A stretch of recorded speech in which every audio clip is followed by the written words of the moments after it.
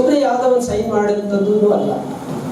ನಾನೇ ಒಂದು ಸಣ್ಣೂರಲ್ಲಿ D O ಇರಬೇಕಾದ್ರೆ ಒಬ್ಬ SDMC ಅಧ್ಯಕ್ಷನ ಮೇಲೆ FIR ಮಾಡಿಸಿದ್ವಿ. ಯಾಕೆ ಮಾಡಿಸಿದ್ವಿ ಅಂತಂದ್ರೆ ಯಾವುದೋ ಒಂದು ಬಿಲ್ಡಿಂಗ್ ಕಟ್ಟಿದ್ರು, ನಾಟ್ ಓನ್ಲಿ ಬರೀ ಹೆಡ್ ಮಾಸ್ಟರ್ ಮತ್ತು SDMC ಇಬ್ಬರ ಮೇಲೆ ಹಾಕಿದ್ವಿ, FIR ಮಾಡಿಸಿದ್ವಿ.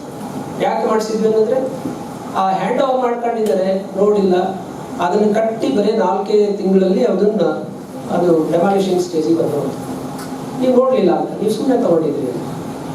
ಸೊ ಈ ಥರ ಎಲ್ಲ ಪ್ರಯತ್ನಗಳು ಹಾಕ್ತೀವಿ, ಅರ್ಥ ಆಯ್ತಾ? ಸುಮ್ಮನೆ ಒಂದು ಹ್ಯಾಂಡ್ ಓವರ್ ಮಾಡ್ಕೊಳ್ಳೋದಿದ್ದಲ್ಲ, ಅದಕ್ಕೆಲ್ಲ ಎಸ್ಟಿಮೇಷನ್ ಕಾಪಿ ಇರ್ತದೆ, ಎಲ್ಲದೂ ಇರ್ತದೆ. ಈ ಥರ ಎಲ್ಲ ಅವಕಾಶಗಳಿರ್ತದೆ. ಅದಕ್ಕೆ ಒಂದು ವಿನಂತಿ ಏನು ಮಾಡ್ಕೊಳ್ತಂದ್ರೆ ಸರ್ಕಾರಿ ಶಾಲೆಗಳು ಚೆನ್ನಾಗಿ ಡೆವಲಪ್ ಆಗಬೇಕು ಅಂತ ಹೇಳಿದ್ರೆ ನಿಮ್ಮೆಲ್ಲರ ಸಹಕಾರ ಬಹಳ ಮುಖ್ಯ ಆಗಿದೆ. ಮೊದಲು ನಿಮ್ಮ ಶಾಲೆಯನ್ನು ತುಂಬ ಆಕರ್ಷಕವಾಗಿ ಮಾಡಿಸಿ.